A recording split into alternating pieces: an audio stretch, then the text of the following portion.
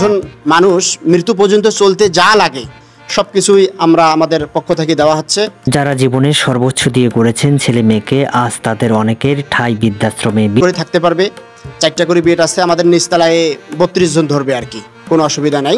আপনার ছেলে মেয়ে কয়জন? একটা ছেলে একটা মেয়ে। আল্লাহ যা রাখছে শুকুর আলহামদুলিল্লাহ। দুইজনের বিয়ে হয়েছে? বিয়ে হয়েছে, ছেলে মেয়ে দুইজনে আছে, দুজনের বিয়ে হয়েছে। আপনাকে এই বৃদ্ধাশ্রমে আসতে হলো? খুব ভালোভাবেই সুন্দরভাবে জীবন কাটাচ্ছে। আর এস ব্লগ 24 চ্যানেলের পক্ষ থেকে আপনাদেরকে সকলকে স্বাগত জানাই। আমাদের মাহফুজ সাহেব যে বৃদ্ধাশ্রম করছে শুধু নিরীহ গরিব অসহায় মানুষের জন্য। তাদের প্রত্যেকজনের আশা থাকে প্রত্যেকটা মা বাবারই তার সন্তানের কাছে লালিত পালিত হবে সর্বশেষ ঠিকানা।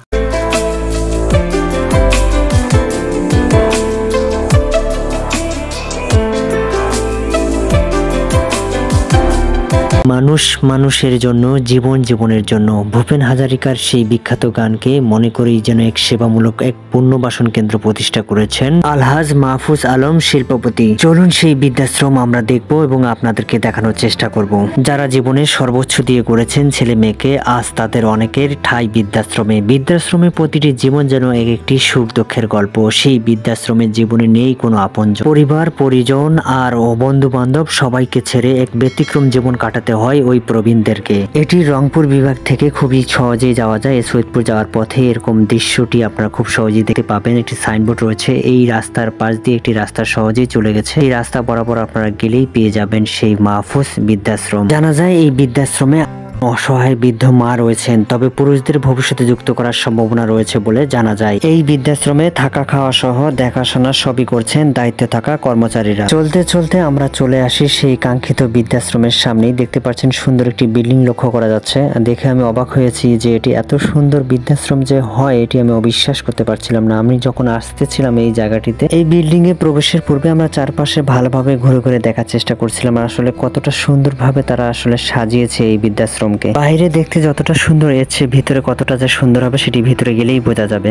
এই বৃদ্ধাশ্রমে থাকা বেশিরভাগ মারাই অভাব অনটনে ভরা পরিবার থেকে আসা, যাদের ছেলেমেয়েরা নিজেরাই সংসার চালাতে হিমশিম খায়। আবার কোনো কোনো পরিবারে ছেলের সংসারে বউয়ের খারাপ আচরণ, অত্যাচার, নির্যাতনে অতিষ্ঠ হয়ে মারামারি ছেড়ে পরিবারের বোঝা হয়ে না থেকে জীবনের পরন্ত বেলায় একটু ভালো থাকার আশায় এই বৃদ্ধাশ্রমে আশ্রিত হয়েছেন। এই মুহূর্তে সেই বৃদ্ধাশ্রমের প্রথম ফ্লোরে অবস্থান করছি। দেখতে পাচ্ছেন কতটা সুন্দরভাবে সাজানো গোছানো হয়েছে। এই বৃদ্ধাশ্রমে নিচ ফ্লোরে একসাথে 32 জন থাকার সুব্যবস্থা রয়েছে।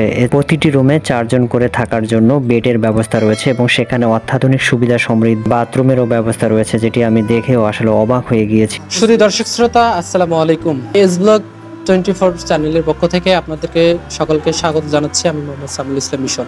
আমরা এই মুহূর্তে আছি মাহফুজ বৃদ্ধাশ্রম। চাচি, আপনি কেমন আছেন? আল্লাহ যা রাখছে শুকুর আলহামদুলিল্লাহ রাব্বিল আলামিন। আসলে আপনি পূর্বে কেমন ছিলেন এবং এখানে আসার পর কেমন আছেন আপনি?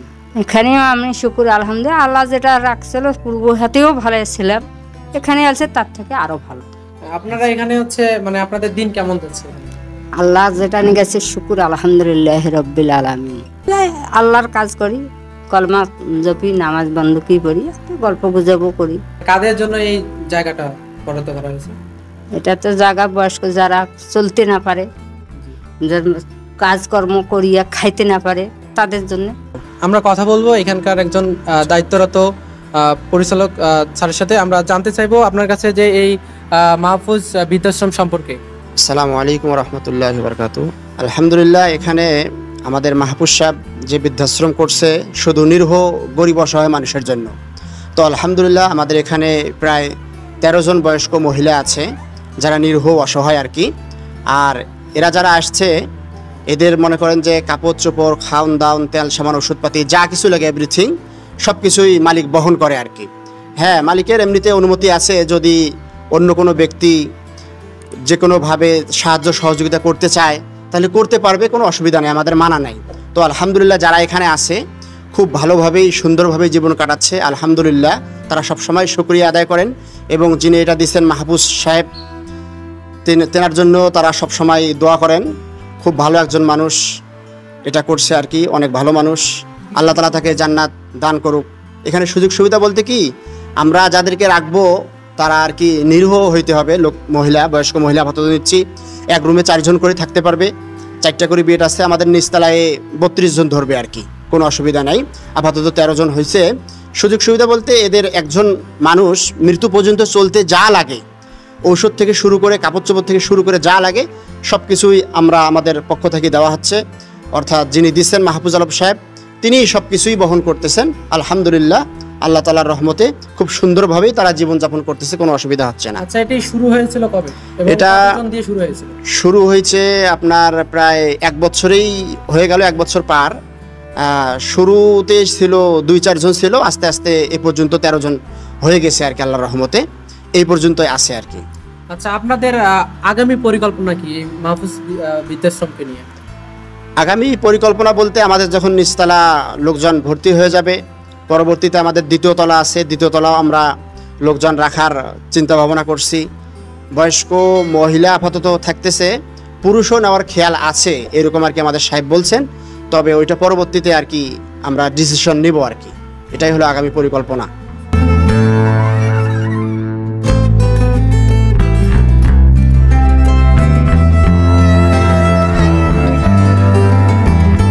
সুপ্রিয় দর্শক, আপনারা যেমনটি জানতেছিলেন আমাদের এস ব্লগ 24 চ্যানেলের মাধ্যমে আসলে একটা বৃদ্ধাশ্রমকে আমরা আপনাদেরকে তুলে ধরার চেষ্টা করছি। আসলে কারো প্রত্যাশা থাকে না কোনো মা বা বাবা একটা বৃদ্ধাশ্রমে থাকুক। তাদের প্রত্যেকজনের আশা থাকে প্রত্যেকটা মা বাবারই তার সন্তানের কাছে লালিত পালিত হবে সর্বশেষ ঠিকানা। সেটি আসলে অনেক কারণেই হয়ে ওঠে না। আমরা সেই গল্পটি আপনাদের তুলে ধরার চেষ্টা করছি। আমি এই মুহূর্তে এক বৃদ্ধাশ্রমে একজন মা রয়েছেন, আমি তার সঙ্গে কথা বলবো।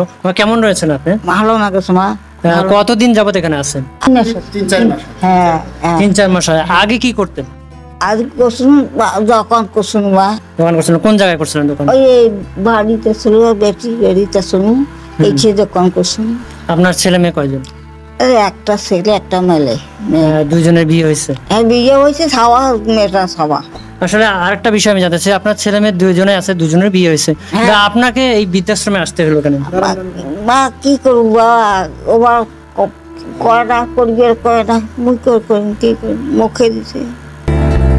কোনোভাবে চলছিলেন আর কি। হ্যাঁ, যখন শেষ পর্যায়ে দেখা যাচ্ছে যে আর কোনো কুল পাচ্ছেন না, আর এই জায়গাটি আপনি খুঁজে পেলেন কিভাবে যে এখানে একটা বৃদ্ধাশ্রম? বাড়ি যে এখানে বাড়ি, হ্যাঁ, মানে যখন বিল্ডিং হয়েছে বা এরকম আনাগোনা শুনছেন তখনই আসলে আসছেন আর কি। এখন আপনার সারাদিন আসলে কিভাবে কাটতেছে? আসলে আমরা যেরকম ভালো আছেন, হ্যাঁ, মানে কি কি করেন সারাদিন? যেমন আমরা বসে যেমন বাজারে থাকলে আমরা কাজকর্ম করি বা কোনোটা কাজ করি না, বসে থাকি, বসে থাকেন এবং নামাজ পড়েন? নামাজ পড়ো মা, নামাজ পড়ো। সুপ্রিয় দর্শক, আমি আসলে জানার চেষ্টা করছিলাম যে আসলে কতটা কষ্টে তারা আসলে জীবনযাপন করছিল। এখন কিন্তু অনেক আসলে ভালো পর্যায়ে তিনি কিন্তু আছেন। আসলে তার মুখ থেকে আমরা জানার চেষ্টা করলাম। আসলে এরকম শুধু বৃদ্ধাশ্রম শুধু ইউনিয়ন বা জেলা বা বিভাগে যে থাকবে এমনটা নয়, প্রতিটি আসলে জায়গায় আসলে প্রতিনিয়ত থাকা প্রয়োজন বলে আমি মনে করি। কেননা আসলে আমাদের চারপাশে কিন্তু অসংখ্য অসহায় মানুষ আসলে লাঞ্ছিত হচ্ছে, বঞ্চিত হচ্ছে, ছেলেমেয়ে কিন্তু দেখছে না। তারপরেও কিন্তু তারা প্রত্যাশা খুঁজে আসলে একটি শান্তির জায়গা, নিরাপদ জায়গা, নিরাপদ খাবার, স্বাস্থ্য, চিকিৎসা সবকিছুই কিন্তু আসলে তারা প্রত্যাশা করে। সবাইকে ধন্যবাদ আসলে আমাদের সঙ্গে থাকার জন্য।